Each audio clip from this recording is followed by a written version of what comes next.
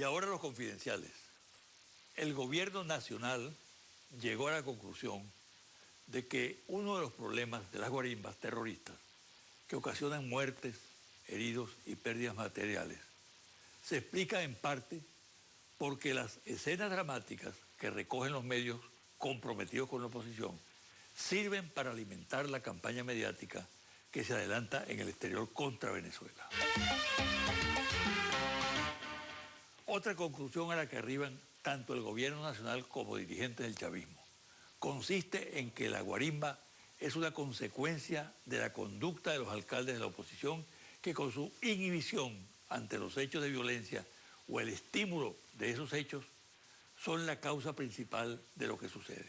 Sobre todo cuando la incidencia terrorista se redujo a 6 alcaldías que están en poder de dirigentes de la oposición con un mensaje desestabilizador. Sobre los alcaldes sindicados, los organismos de seguridad e inteligencia del Estado han recopilado abundante material probatorio de la relación de estos personajes con los grupos que realizan en la calle las acciones guarimberas. Comentaristas de medios de comunicación panameños y analistas de la situación del país asoman la versión de que la actitud del presidente Martinelli, hombre ligado a la actividad comercial, respecto a Venezuela, al prestarse a servir de ponente en la OEA de la propuesta de intervenir en el país, obedeció a las presiones de que es objeto por parte de organismos norteamericanos de inteligencia con base a la existencia de un expediente que lo involucra en oscuros negociados. Hasta ahora se ha podido determinar que más del 60% de la deuda contraída por empresarios venezolanos con la zona libre de Colón, Panamá, fue inflada con la sobrefacturación de la mercancía con participación panameña y venezolana, por lo que no será reconocida por el gobierno de Venezuela en los términos en que está planteada. La actuación de la mafia panameña era conocida por funcionarios venezolanos, lo cual es investigado para establecer responsabilidades.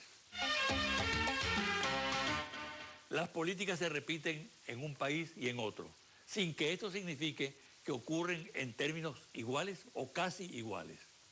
Pero sí cuentan las similitudes. Ejemplo, un grupo de la ultraderecha que se formó en Chile durante el gobierno de Salvador Allende, Patria y Libertad, realizó sistemáticamente acciones terroristas en el país austral.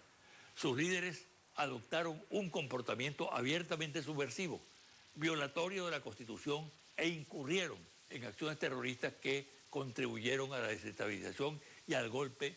Luego, cuando se produjo el golpe y Pinochet asumió el poder, colaboraron con el gobierno dictatorial.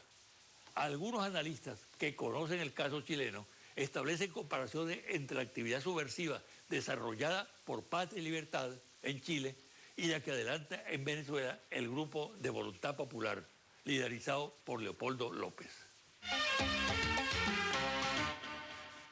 Un grupo de personas que actuó políticamente en la oposición durante los gobiernos de la Cuarta República rememoraba por estos días lo que sucedió en ese entonces. Algunos vivieron experiencias muy duras. Uno, por ejemplo, fue avaliado en una manifestación estudiantil y sufrió graves lesiones que lo mantienen en silla de ruedas. Otros hablaron de la forma como la policía los molió a golpes dentro de la Universidad Central. Otro contó los dramáticos momentos que vivió en uno de los allanamientos del Alma Mater. Otro refirió las torturas de que fue objeto en un teatro de operaciones del ejército en el Tocuyo. Y así sucesivamente. La conclusión, al final de la reunión, es que los padres de la represión masiva en Venezuela fueron Rómulo Betancourt, Raúl Leone y Carlos Andrés Pérez, y que en los gobiernos de Caldera y Herrera Campins se instalaron campos de concentración como el de la Isla de Burro y se consumaron masacres como la de Cantaura. En efecto, la represión no tuvo límites durante los gobiernos de Acción Democrática y de COPEI, y en el país se instauró el terrorismo de Estado, con sórdidas expresiones como la desaparición forzada de prisioneros políticos, nada comparable a lo que hoy sucede como pretenden reflejar tendenciosamente algunos medios de comunicación. La respuesta de los organismos encargados de preservar el orden público dista mucho de aquella que le daban los gobiernos de turno durante la Cuarta República. Pero parece que la actual oposición quiere que los guarimberos quemen las ciudades, arrasen con propiedades públicas y privadas, asesinan personas civiles y militares y no haya reacción de la fuerza pública. Los actos consumados por los guarimberos son terrorismo puro. No tienen nada que ver con el derecho a manifestar ni con la defensa de la libertad de expresión. La masiva concentración de apoyo a la Fuerza Armada Nacional Bolivariana efectuada el pasado sábado 15 de los Corrientes en Fuerte Tiuna, aparte del carácter de desagravio a la institución por los insultos que a diario recibe de la oposición y de apoyo a la Guardia Nacional Bolivariana difamada a cada instante y afectada por los ataques de los guarimberos que han ocasionado heridas a más de 50 efectivos y varios muertos, tuvo como finalidad demostrar la estrecha relación que existe entre pueblo y Fuerza Armada, así como el sólido respaldo con que cuenta el gobierno constitucional de Nicolás Maduro. La demostración de fuerza y de unidad de ese día es el más contundente matiz a los rumores esparcidos a través de la red social sobre divergencias entre los altos mandos castrenses y los dirigentes civiles del proceso bolivariano, así como las versiones de que hay oficiales involucrados en actividades conspirativas. El gobierno norteamericano no se quiere dar cuenta de que perdió su ascendiente sobre Latinoamérica y el Caribe. Su visión de la región se quedó estancada en el siglo XX. No entiende que hay una nueva realidad en este siglo, caracterizada por el ejercicio pleno de la soberanía nacional de estos pueblos. Lo demuestra lo que hoy sucede con Venezuela. Todos los intentos de Washington destinados a doblegar al gobierno bolivariano han fracasado. La desestabilización ha fracasado. Lo mismo que las maniobras por aislar a Venezuela. Al contrario, cada vez es mayor la solidaridad con el país. Por estos días se ha hecho más evidente el fracaso. Los mensajes del secretario Kerry son desoídos, como los que dice el jefe del Comando Sur, general Kelly. Con esos mensajes pasa lo mismo. Y lo más patético le ocurrió al vicepresidente de los Estados Unidos, Joe Biden, quien viajó a Santiago de Chile con motivo de la toma de posesión de la presidenta Michelle Bachelet. Allí dio una declaración contra el presidente Maduro que causó malestar en el gobierno entrante y cuando se entrevistó con la nueva presidenta chilena, esta se lo manifestó.